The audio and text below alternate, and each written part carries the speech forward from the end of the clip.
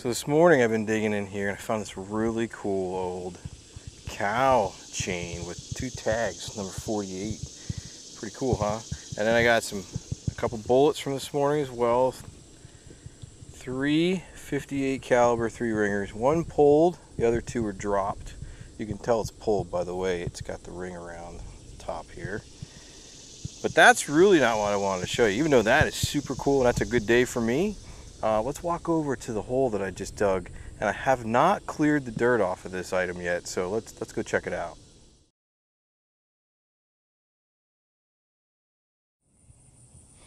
Alright, here we go. So in the hole, I dug something really super cool, and I've only found a few of these in my time, but anytime you find one of these, it's always amazing. You guys know what that is? Take a guess.